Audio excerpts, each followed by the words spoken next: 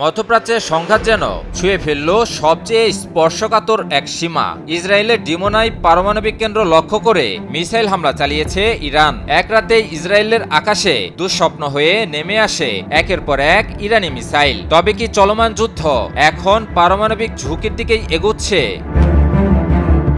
ইরানের রাষ্ট্রীয় টেলিভিশনের দাবি, দেশটির নাতানজ পারমাণবিক কেন্দ্রে হামলার জবাব হিসেবেই দক্ষিণ ইসরায়েলের পারমাণবিক কেন্দ্র সমৃদ্ধ শহর ডিমোনায় এই হামলা চালানো হয়েছে।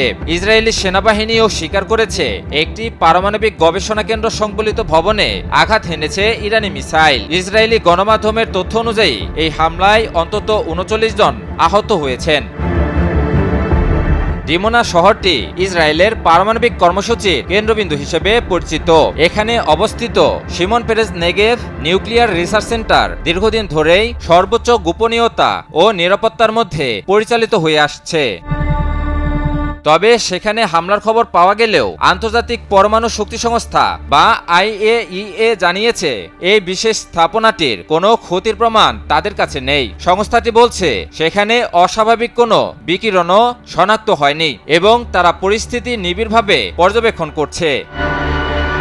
এদিকে এই হামলার পর ইরানের পার্লামেন্টের স্পিকার বাঘের গালিবাফ দাবি করেছেন, ইসরায়েলের আকাশ এখন কার্যত অরক্ষিত।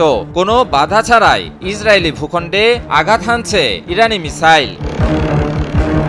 আমি ভরসা রাখি হিরন স্মার্ট ওয়াটার পিউরিফায়ারে। সামাজিক যোগাযোগ মাধ্যম এক্সে দেওয়া এক পোস্টে তিনি বলেন, ডিমোনার মতো উচ্চ নিরাপত্তা বেষ্টিত এলাকায় মিসাইল প্রতিহত করতে ব্যর্থ হওয়া প্রমাণ করে ইসরায়েলের প্রতিরক্ষা ব্যবস্থা গুরুতর দুর্বল হয়ে পড়েছে। একই সঙ্গে তিনি ইঙ্গিত দেন, ইসরায়েলের বিরুদ্ধে দীর্ঘদিন ধরে নেওয়া সামরিক পরিকল্পনাগুলো বাস্তবায়নের এখনই উপযুক্ত সময়। প্রতিশোধ আর পাল্টা আঘাতের এই চক্র কোথায় গিয়ে থামবে সেটি এখন সবচেয়ে বড় প্রশ্ন। ইমন আলী, নিউজ 24।